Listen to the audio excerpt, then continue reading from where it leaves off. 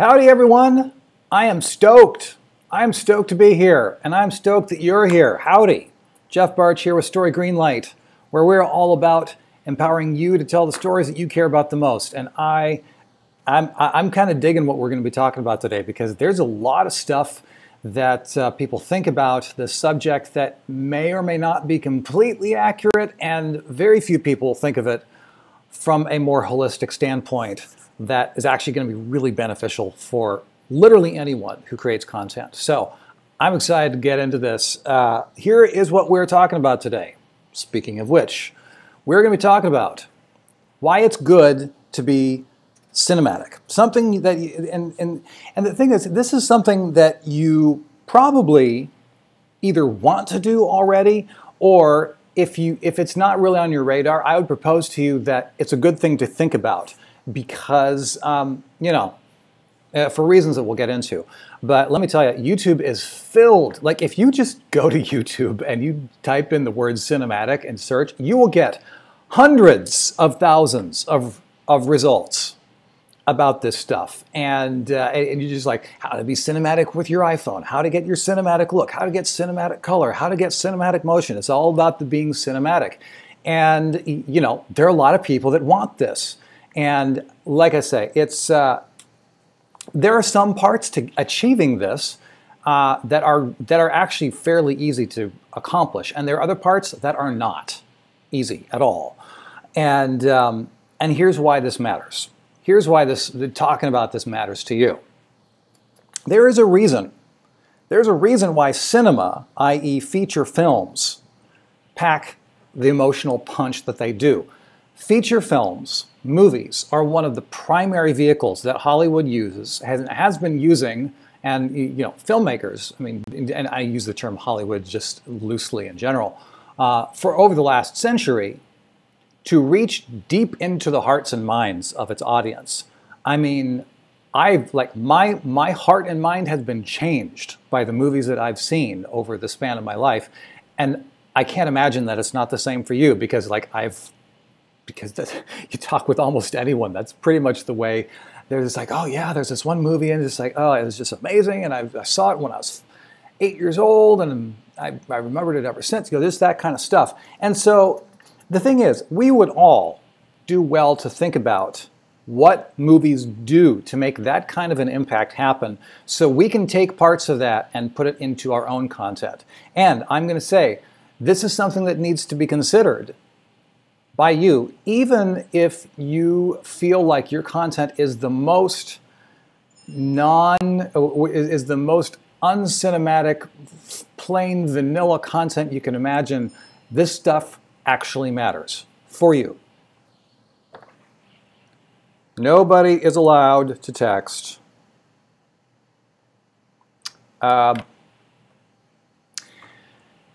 Shoot, forgive me. This, as soon as I say no one is allowed to text, forgive me. I am going to text back my producer, because my producer is texting me and she wants to know something. So, cue the intermission music. Can I watch in your bin? Hello, phone. Hello, phone. Like I can't even text.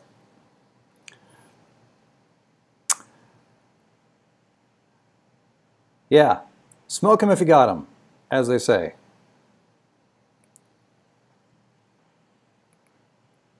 Okay, throw away the text thing, reopen.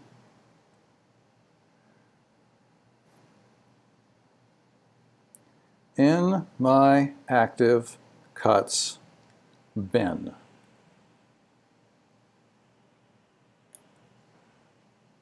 Okay, and actually, all right, we're back. One of those things, life intrudes. Okay, because even though I am officially on my lunch break during my day job, my producers are feeling kind of stressed, so want to help them keep good. Okay, all right, the recycled mom is drinking coffee. Right on. Okay, all right, which one? Once more. She's usually pretty. 1 second. Which one? The one at the top, labeled with today's date. All right. Where were we? We're talking about cinematic things and why people don't always have a very clear view of that. And there's a lot of stuff to talk about here. Okay, just checking in with the comments just to make sure no one is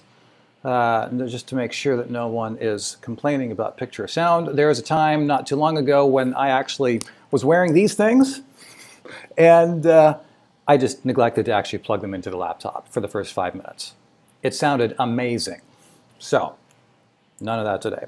All right, hey, if you are new to the channel, which the channel subscribers are growing, the community is growing, and I am excited about that. I'm stoked that you're here, especially if you're new, and also if you've been around for forever.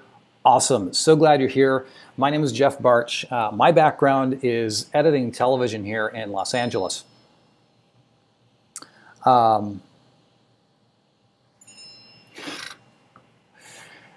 My phone. This is so rude. This is so rude for you guys. I need to keep these people happy. Bear with me. Do it. Yes, at lunch.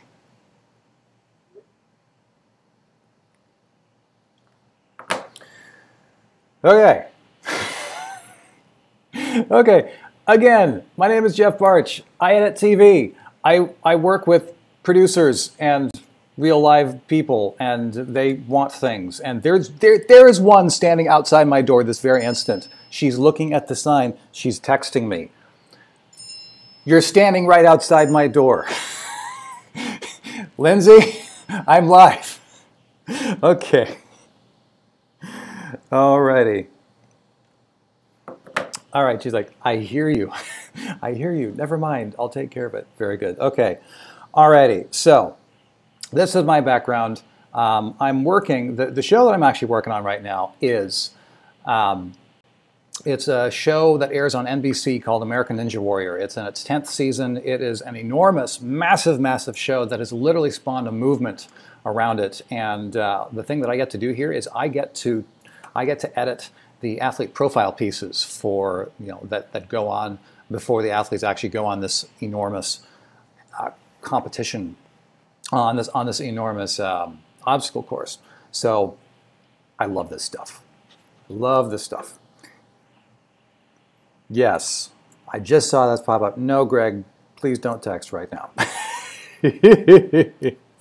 You either, Blake. Okay. And basically, I absolutely love telling stories. In case you can't tell, I geek out about this stuff. I've been doing it in one form for decades and decades, and I love helping people like you tell the stories that you care about the most. That is what we're all about here. So if you're new to the channel, consider hitting that subscribe button and hit that bell thing so you don't miss a single video. And you can also get notifications when streams like this happen, and we'll all be able to stay in touch and keep talking. So here is a question that I would like to ask you. What needs to happen? What needs to happen for content to be considered cinematic? That is my question to you, because I've found that different people have different perceptions of this. And one of the things that I'm really learning as I grow as a content creator, because please believe, it's one thing to build my career around editing television, cutting stuff that other people have produced. It's another thing entirely to conceive, shoot, and then edit your own stuff. And man, there are multiple learning curves. So multiple learning curves on that. So I need to stop getting distracted, because people are saying, I just saw a message saying that the video got removed. You know what? If people go to the channel and find it, they will find it. Then look, maybe we'll find it. So while you're thinking and typing, here's something that I see and hear a lot, is the idea of like, oh, well, I want my stuff to be cinematic. And what they mean by cinematic is, I want to have lots of mostly silent imagery shot at 120 frames per second, cut to a piece of loud techno music. Now, that's usually the idea. It's never stated quite as baldly as that. But it's usually spoken, that vibe is usually given off by people who follow the likes of Peter McKinnon, Casey Neistat, Sam Calder, those kind of folks who, all of them, do amazing, amazing stuff. Thing is, as much as I enjoy seeing well-done pieces in that style, you know, I'd propose that the definition of cinematic deserves a wider definition, which is what I want to talk about as we continue here in the stream. Before we get there, I would like to hear what you think. So, Blake says, squirrel, exactly. And that's what I want to minimize here. So here we are in the comments. Howdy everyone, cinematic live stream. Yes, indeed. Blake says, I need more emotional punch. Ian, howdy Ian, I'm loving this. Very cool, very cool. Thank you for being cool with my distractions here, because as much as I want to be available and completely present and non-squirrel brained for y'all, I am juggling some things here as I go. Yes, Ian says, everybody take this time to hit the like button. Please do. Let the algorithm gods know that there are good things happening. And this is a cool texting show. Story Greenlight. Right on. I rushed home from work to see this. Awesome. Very cool. Comedy's easy, streaming is hard. It's... That's a nice twist on that, David Dorian. Alrighty. So the idea of what makes a cinematic vibe, dramatic music, that certainly helps. Says, if I can, you can. Sam says, I guess anything cinematic equals story told in pictures. Well, were that to be the case, I mean, one could then, by using that, one could say that like stick figures scribbled on a paper could be cinematic. I mean, which, if you really approach it, from a unique angle, and you capture the imagery in a unique way, I mean, I suppose it could be cinematic. My gut reaction is anything cinematic equals story told in pictures. I feel it's a little broad. That's my gut reaction, Sam. Lester Price says depth in image, engaging sense of being there, color matches the story. Yeah, that's part of it, I'd say. MP Langer art, good color correction, excellent lighting. That's a big part of it, for sure. Cinematic to me, says Naked Hog, is film that resonates on a deeper level. Hey, 100%. I'm no disagreements there. Nick Fam TV. Hey, got your video today from my son today. Awesome. Hey, yes, I saw that notification come through, Micah. Very cool. Appreciate that. I would love to hear what your son thinks. Carissa says, cinematic is punchy and moves you through an experience in an immersive way. I swear, they are knocking on my door. They are after me. I'm not available. I'm just not available, folks. Cinematic is punchy and moves you through an experience in an immersive way. And shallow depth of field.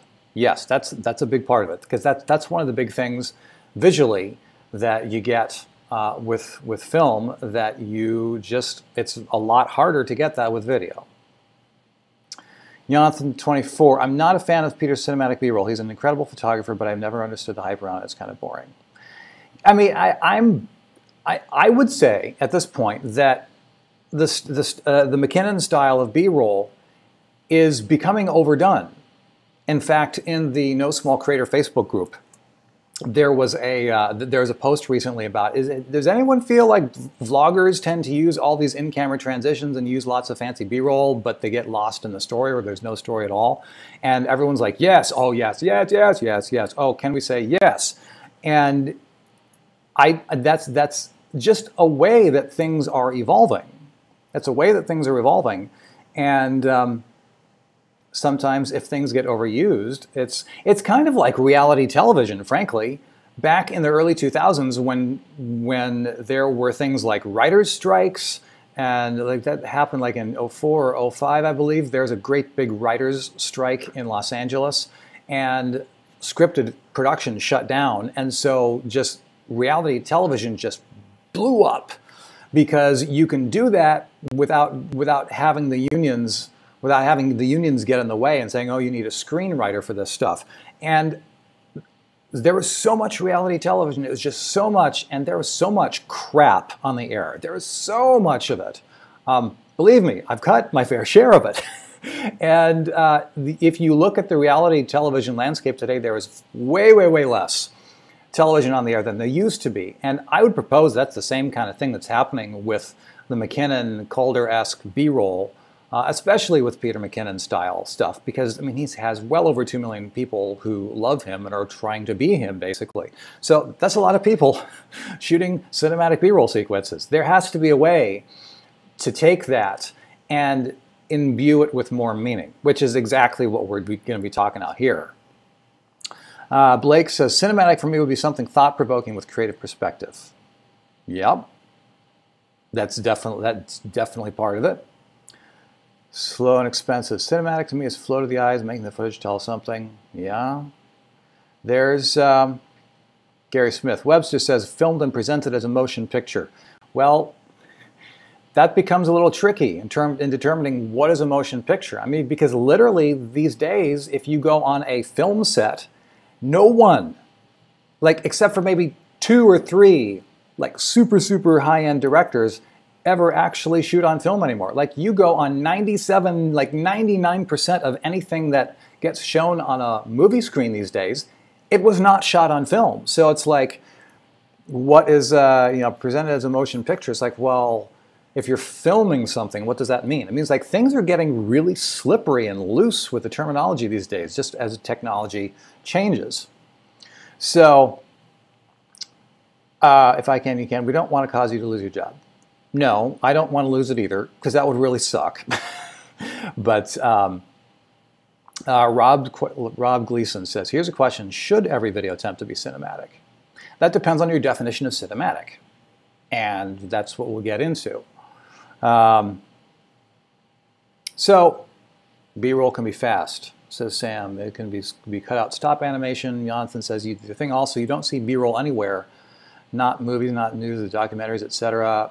I would disagree. I'm going to push back on that, man, because like the idea of what B-roll is, that also depends on what your definition of B-roll is.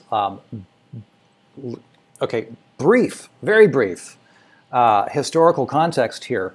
The term A-roll and B-roll, which is what people talk about, is like you have your cinematic sequences and you have what people are referring to B-roll. That term goes all the way back to, in some contexts, in negative cutting for feature films for the last 100 years. But that gets into really weird technical stuff that isn't within the scope of what we're talking about here. But what really happens was, it's that A-roll and B-roll first came in from the world of newscasting, where originally they would shoot newsreel footage, where they would have the reporter standing in front of the camera with the sync sound, and then they would have a separate roll of film that had the imagery that they could cut to when they wanted to underscore what the reporter was talking about. And so they would actually have these 2 rolls of film spinning in front of these camera systems way back in the day, like in the 50s and 60s and even in the 70s and 80s, and they would literally just throw the switch between streams of film between the A-roll and the B-roll. They were literally two physical things. And the B-roll was not the sync sound stuff. It wasn't the reporter talking. It was the imagery. It was the supporting material. And so that's the origin of this stuff. And so even though that's where it came from, the terms tend to evolve. My friend Bert Cullinane, which actually I'm going to leave a link for this in the description after we go. Burke, let's talk about A-roll. He talked about some really interesting, like a really interesting idea about how what a lot of people consider A-roll and B-roll actually gets switched, because you can actually have a cinematic sequence that is silent, what was referred to as B-roll, but it actually becomes the main material. It becomes the main story vehicle if you do that. If you do that, like if you actually do it with that intent. So I will leave. I'll leave a link to that afterwards. So basically, there is. Let's see. Ruckus says, "Thank you for clearing that up. I always thought A and B roll were mainly from news productions and not filming initially." There is. It depends on who you talk to in terms of filming. Like when you talk about shooting a motion picture film, there's only one. There only ever was one roll of film in any given camera, aside from if you're shooting Technicolor 3-strip. But but we're getting off in the weeds here. Yes, A and B roll. The terms A and B roll did originate in news. Just in broad strokes, that's where it came from, and that's where it's continued to evolve from ever since. So as you can see, like the reason I wanted to ask this, if you look at the comments, everyone has different elements of what makes the term cinematic, and which is why that term can become so slippery. It can become so, it can mean so many different things to different people. So that's what we like to talk about. That's what we like to talk about here. And the thing is, at the end of the day, creating something that is cinematic really boils down to creating an effect. That's really the core of it. You could actually just stop right there and say being cinematic is about creating an effect. But obviously there's so much more to be unpacked there, and that's why we're here in the first place. So I'm not going to stop there. So, but really it does come down to knowing your skills. You have to have confidence in your skills, and you have to have confidence in the knowledge of who you're talking to and of your audience, who they are and what they want. In short, you have to ask questions, which is why I have a list of some of the top questions that I have collected over the last 20 years of me editing. It's the stuff that you have to know in terms of making the impact with your content the way that you want it to be. Because you can make the most amazing content for you, but if it doesn't connect with other people, or if it doesn't take all these other elements into play, it will not work. It will not land the way you want it to land. So this is why I am constantly pitching this thing. There is this is a checklist you can, with all these questions that you can print out. You can put it up on your wall if you want. There's some folks who've actually done that. And there is a link in the description below for a free download of that checklist. You need this. If you are hearing the sound of my voice, you need this checklist in your life. I mean, it continues to trip me up for things that I forget about. So get that in the link. Get that in the link down below. So let's dig into this. Let's dig into this. Why it is a good thing to be cinematic, even if you think it doesn't apply to you. Now, there's a guy, depending on how familiar you are with the depending on how familiar you are with the world of film school and iconic figures in the film world, you may or may not recognize this guy. This guy is a gentleman by the name of Walter Murch, and he is a living legend in the film community. He is revered by film school students and hobbyists alike. He is one of the most sought-after, high-end, A-plus list motion picture editors alive, period. And he edited films like Apocalypse Now back in the 70s. He edited The Godfather 3. He's also done an incredible volume of work as a sound re-recording mixer. He's actually the only person to ever get 2 Oscars in one night for Best Picture Editing and Best Sound Mixing. That happened in 1995 for the film The English Patient. And so basically, Murch, he's the man.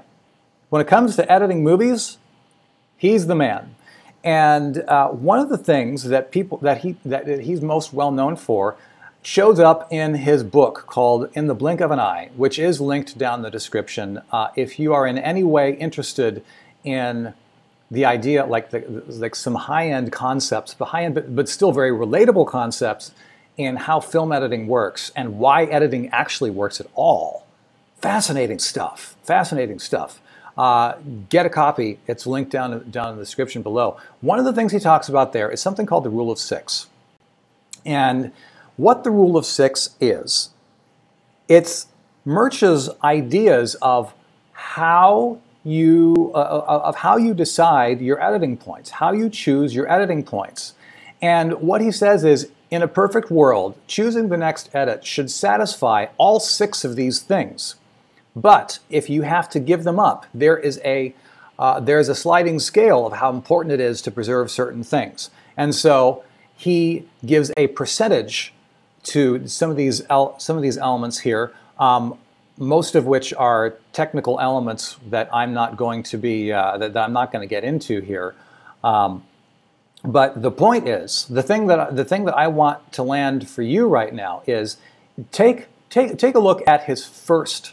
The largest element here.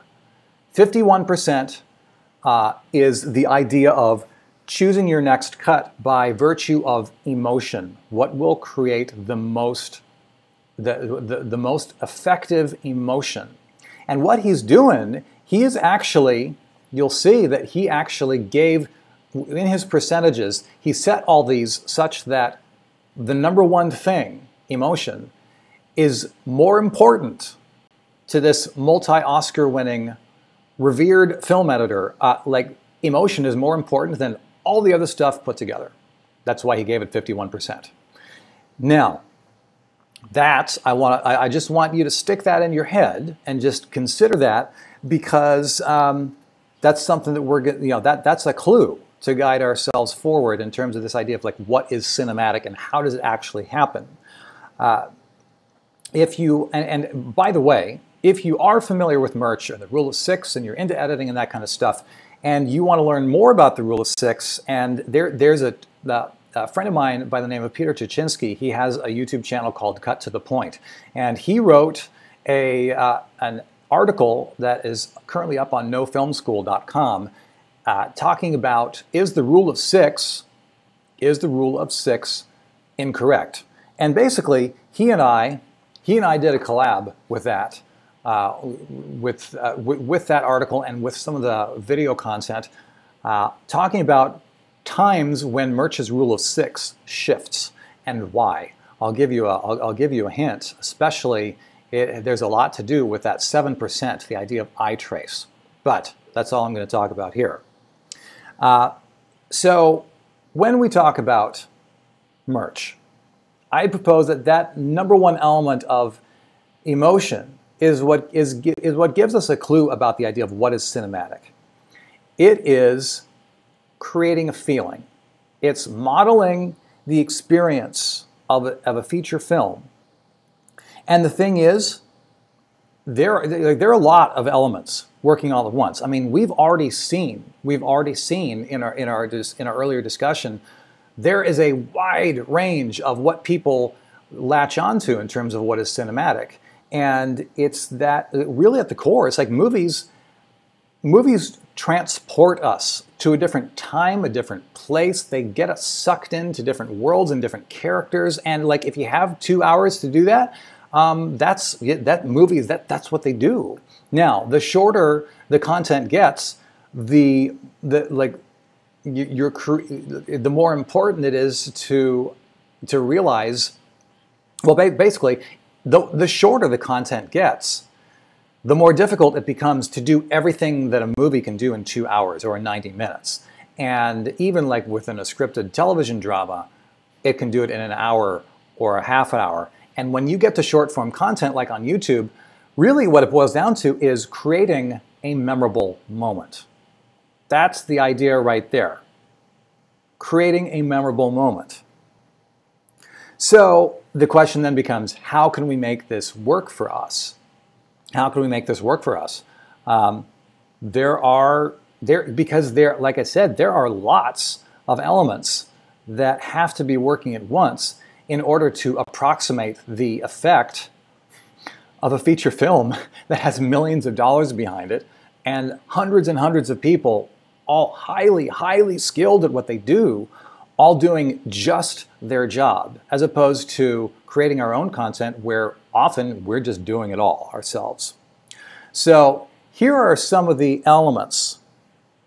Here are some of the elements that come into play when that feature films have, and that people often try to imitate. So first, talking about frame rate, you have the different frame rate of how many frames per second you shoot at. And basically, without getting into crazy technical details, shoot 24 frames per second. Well, okay, actually, I will back up from that. Whatever you do, whatever frame rate you actually shoot at, I mean, like if you shoot real time or if you shoot in slow motion, whatever you do, do your output at 24 frames per second. And that is how things will work in such a way that it feels, it's going to be stuttery enough that people are conditioned to see that and say, oh, that feels like a movie. Now, there are people who will say that like 30 frames per second feels too much like TV, and I'm actually going to push back on that, because really, if you this could actually get technical. I'll make a point of not going too technical. If you ever see frame rates that say 30i or 30p or 60i or 60p, that stands for interlaced or progressive. For the sake of conversation here, interlaced frames mean it's going to look like TV. If you have the P after your frame rate, that stands for progressive scan, and that means it's going to look and feel much more like a movie. So basically, if you're outputting something at 30p, it will totally look fine. Just don't expect to output anything at like 30i, or definitely not 60i, because then it's just going to look like a soap opera. It's going to look like way too smooth. It is not going to feel like a movie. So frame rate, that's one of the things. One of the huge elements about what makes a movie feel cinematic is the photography and the lighting. And that's one of the elements that people who come into video creation from a photography world, they've been thinking about that from day one. But if you only ever started by picking a video camera and you're like, oh, well, you know, what is this all about? Then you see stills from movies like this, and you're like, holy moly. I just Googled the word cinematic this morning and pulled down some images off Google. You know, and this is the kind of stuff that people see because it is heavily influenced by the photography, by the cinematography, and the lighting. So there's that. There's that. You need to have things well photographed. Like if you want stuff to feel like a movie, it needs to be photographed, not just like pick up a camera and hit the record button. Not saying that there's never a space for that. It's just like pick up and go, just like picking up your phone and hitting record, because there's obviously a time for that. But if you're looking to create an impact, if you're looking to create a vibe that feels like a movie, that gets that cinematic feel, attention needs to be paid to that stuff.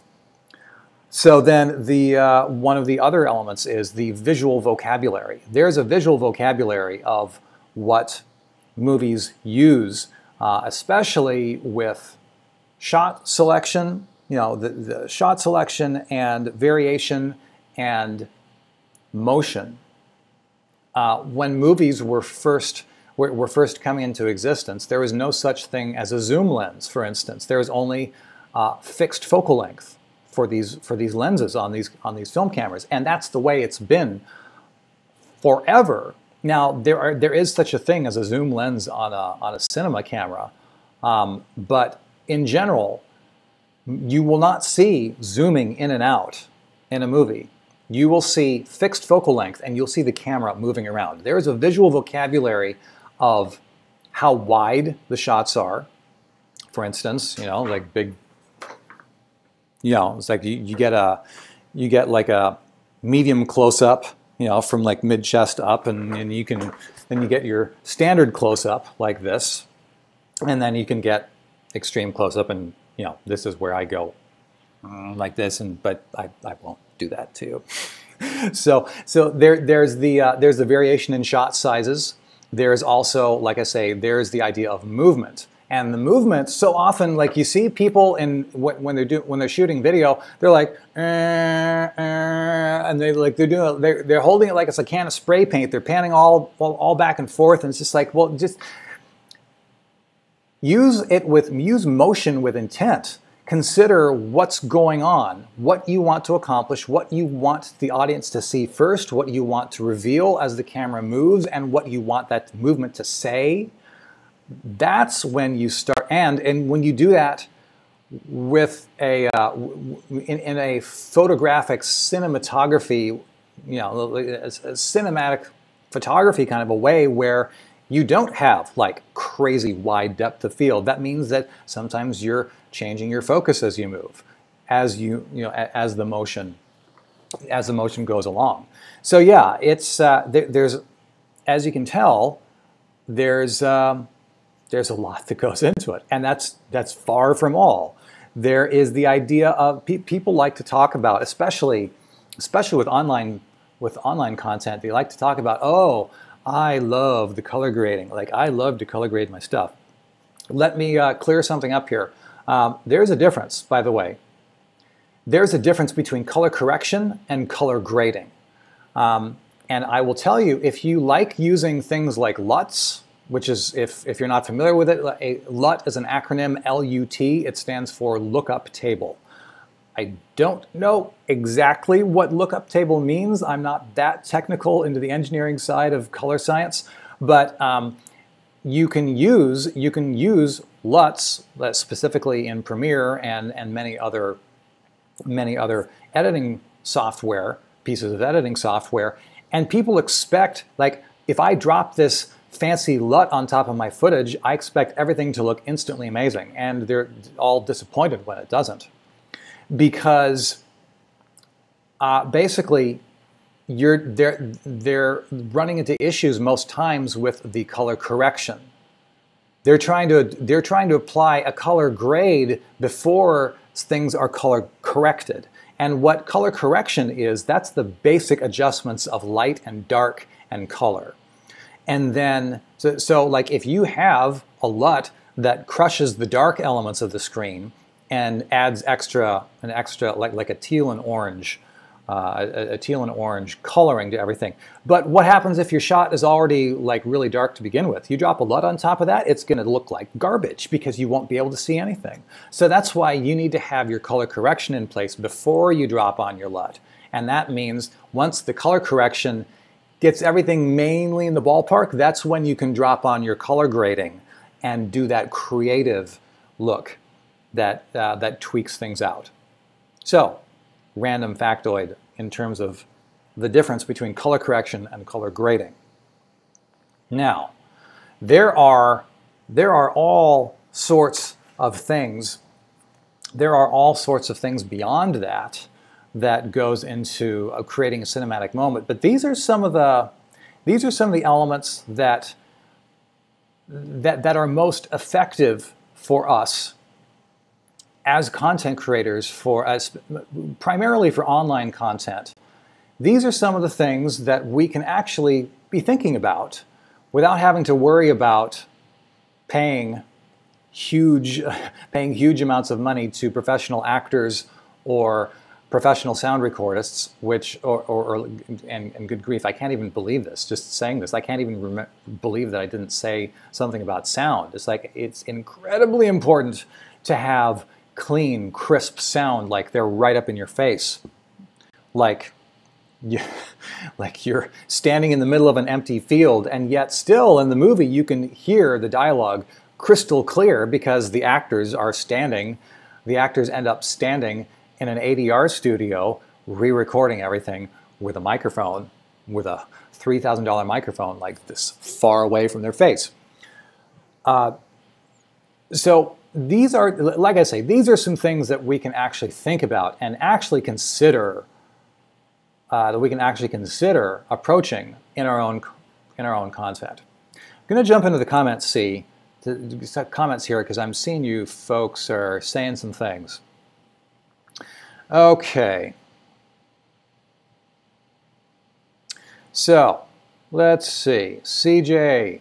Howdy, CJ. Good to see you, man. If you want to be relatable, what kind of cinematic style might help with that?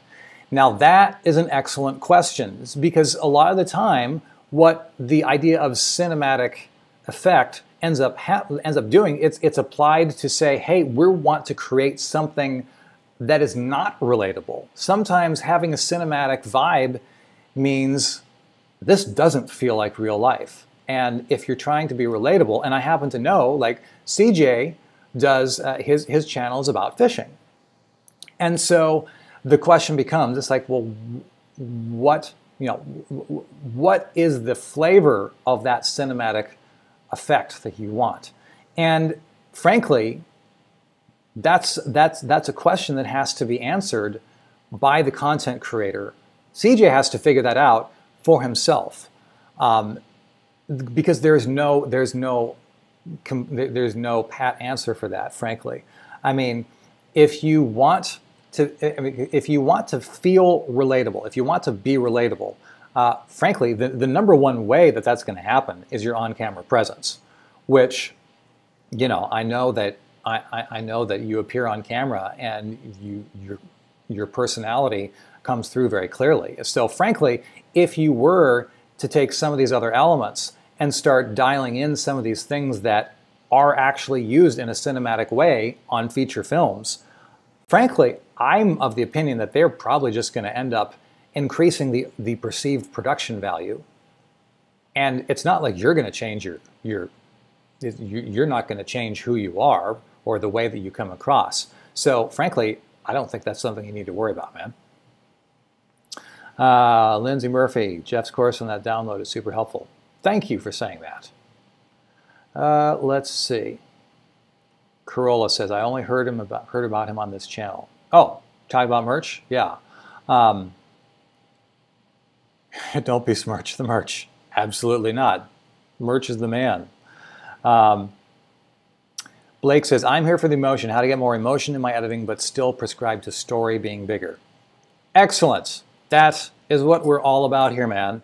Because, just as Murch is all about saying the single most important thing that's most important than anything else is the emotion, that's something that can be put into place, whether you can get that on your phone. It's totally doable. It's also one of those things that you can learn it in a moment. It's something that takes a moment to learn and a lifetime to master. There's no single exact way to say, it's like, here's how to create emotion for all people at all times and all places. But that's the kind of stuff that I talk about here all the time. I'm super glad you're here, Blake. Lester says, I feel story brings out the emotion in us. So I agree with Blake. Yep. Maria's weight loss video project. Just download the checklist. Awesome. Very cool. Ruckus says, cinematic as effects is definitely how I've seen it. You can tell a compelling story with just a video camera, but when you take the time to create depth to the shots to suck people in, it intensifies and crosses the cinematic threshold, in my opinion. Yeah, that's cool. Yeah, I mean, and one of the things you find in feature films and scripted dramas and that kind of thing, incredible layers of intention and depth, both visually and conceptually and emotionally and relationally between the characters. It's like it gets really, really involved. And I mean, there are certain ways that we can approximate that in our content, and there are other ways where it's just like, it's really tough to do that. But it just depends. It just depends on what you're wanting to accomplish. I mean, let's just be candid here. Like if your channel is it's a do it yourself kind of a, oh, let's see. Who did I see? Who did I hear? See, Slow and Expensive. Where were you, Slow and Expensive? There you are. Go to channel. Slow and Expensive is all about woodworking. And so if Slow and Expensive is cool with what he's doing, then number one, then that's totally fine. But beyond that, there are some, there are absolutely ways to add more of an emotional or a cinematic effect, even if Slow and Expensive is doing a video on how to build, how to build fill in the blank woodworking project. There are ways to communicate the thought that goes into the building of his projects. There's a way to enhance the, like, if there's an emotional element to the backstory of what this thing is or what the materials are and all that stuff. I mean, it all comes together, and you can absolutely increase the impact of what you're doing. Heck, you could, one of the easiest ways to increase the impact for what people will end up thinking is a cinematic effect is to upgrade the intentionality of one's music choices. So there is all sorts of ways to do that. Corolla says, my camera only films at 30. Then the answer, Corolla, is you shoot in 30. Moving on. All good.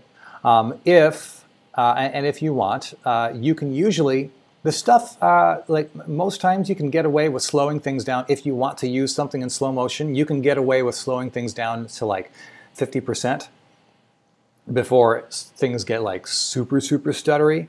And also in programs like Premiere, I'll speak to Premiere because I'm not familiar with Final Cut 10, the idea of how you interpret,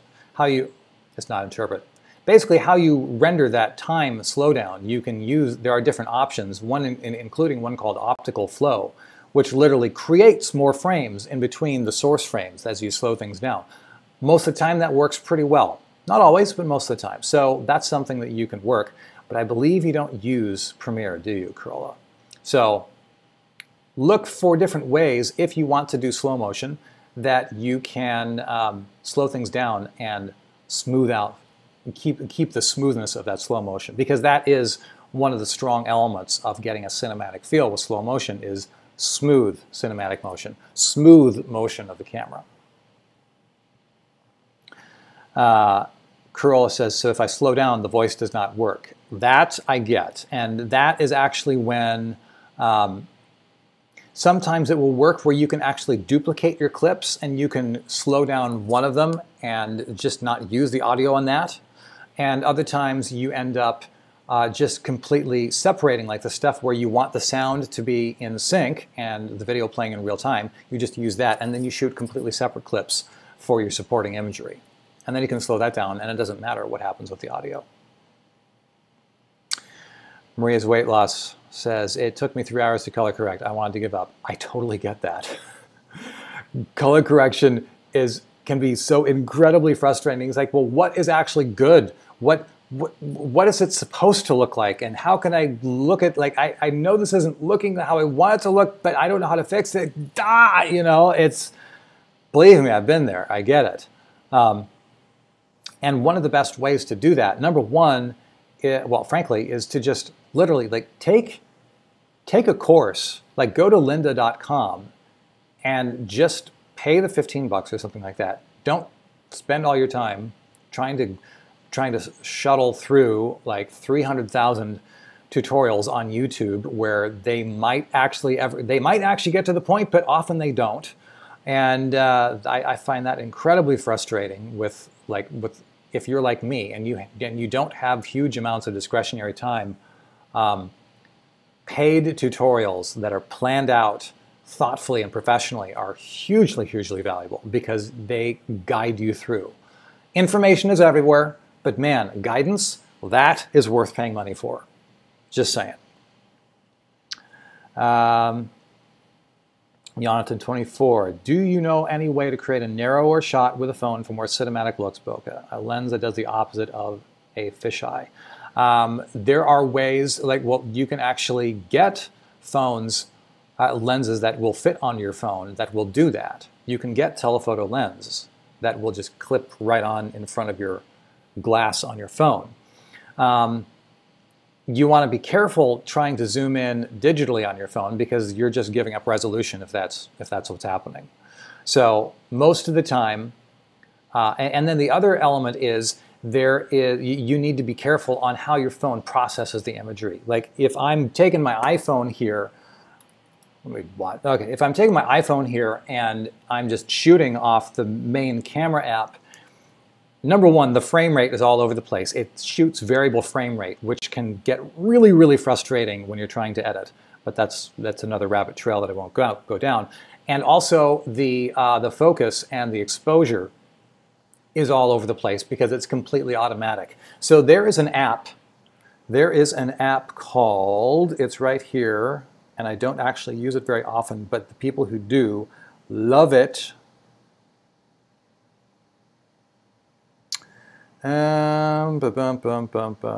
Okay, maybe I deleted it.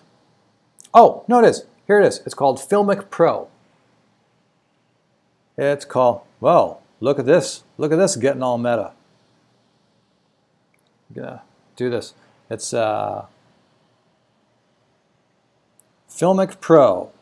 That is the app right there. That will allow you to set your frame rate, set your exposure, set your focus, and adjust it. So, hope that's helpful.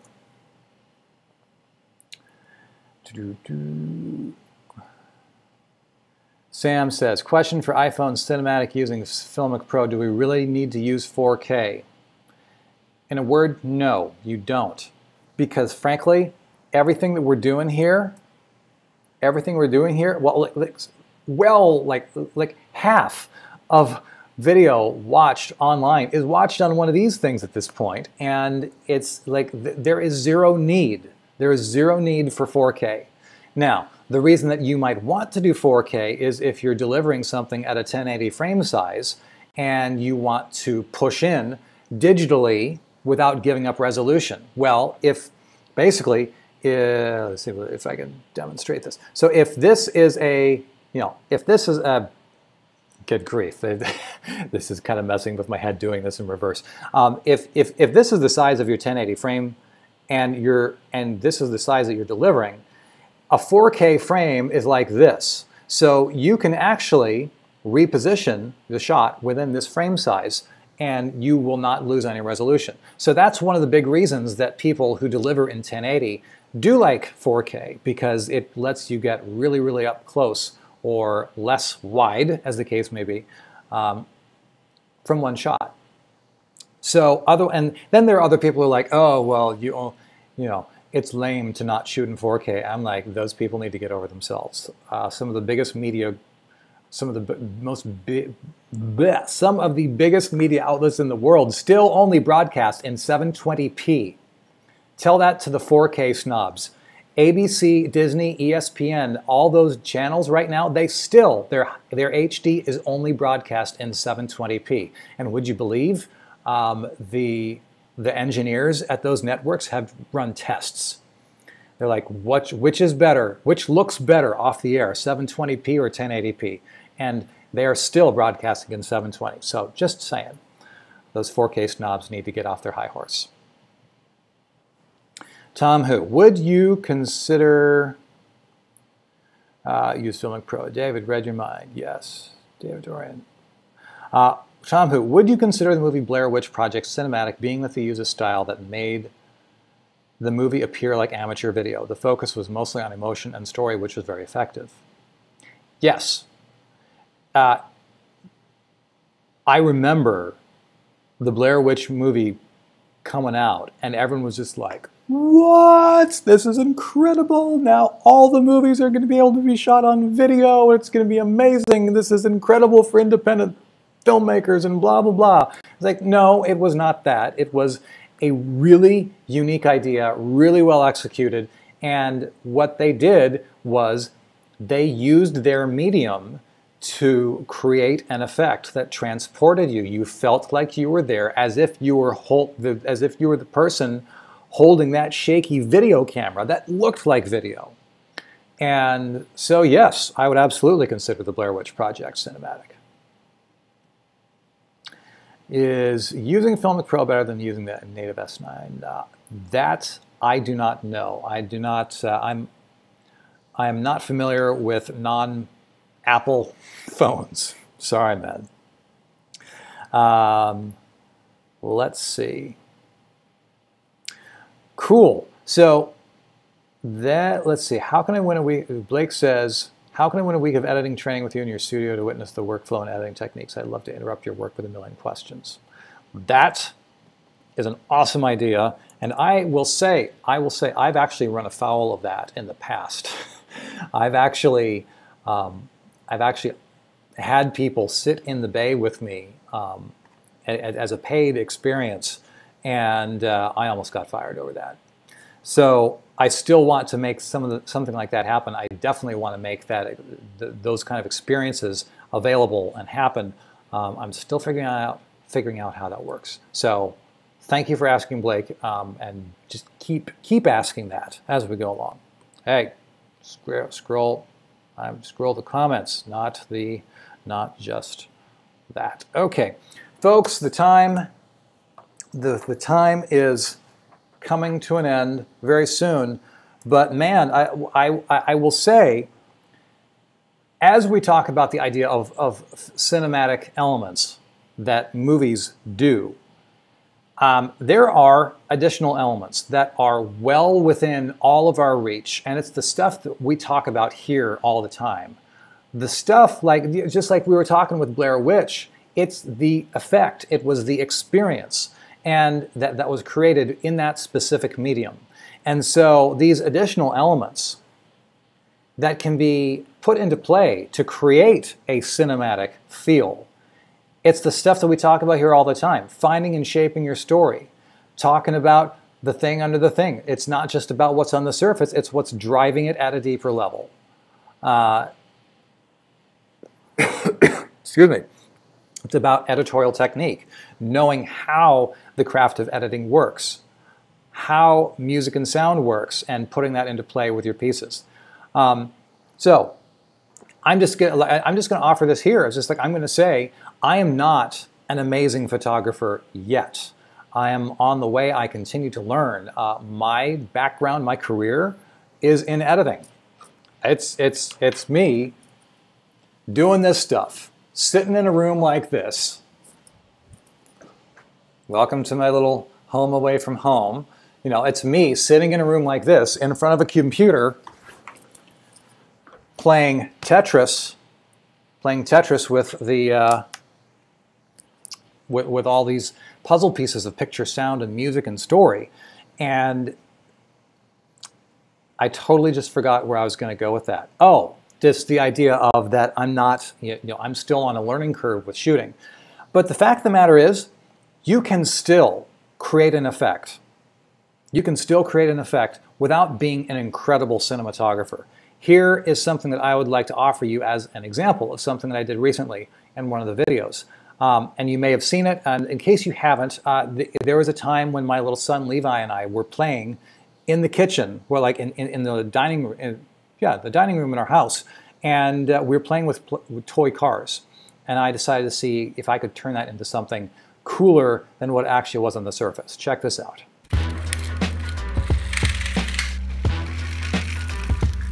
Here's an example of Levi and I playing with some race cars. Now, going back to thing under the thing, the surface thing is we're playing with toy cars.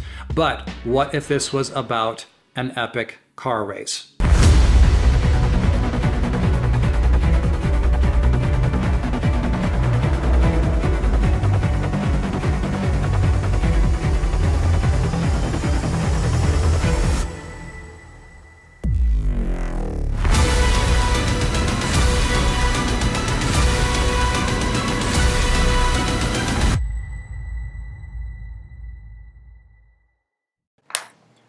So just throwing that out there, that is a way that you can create an effect out of something that feels like it would otherwise be very ordinary and plain. It is absolutely possible, and that's the kind of thing that I want to be able to see all of you do. And I'm not saying that your stuff needs to be like that, and you're just like, dude, please, I wouldn't want my stuff to be like that. Or it just depends. All of us have our different styles of creating content, but there are always ideas of how you can create a more impactful effect. And I will say again, the way to do that with your own content is you have to know stuff about what your content is and what you're wanting to accomplish and who it's for and how it's going to go about doing that, which is why I keep holding this thing up and saying download the free copy of this in the description below, because again, if you're hearing the sound of my voice, you need this list. It will totally change everything for your content. So that, oh, and actually, let's see, really quickly, Tom Who, that's a lot of soda on that table. It's not soda, it's sparkling water, which like, I don't do soda. I actually don't do sugar or bread or barely any of that, but that's all sparkling water. Just saying. I'm not a big soda guy.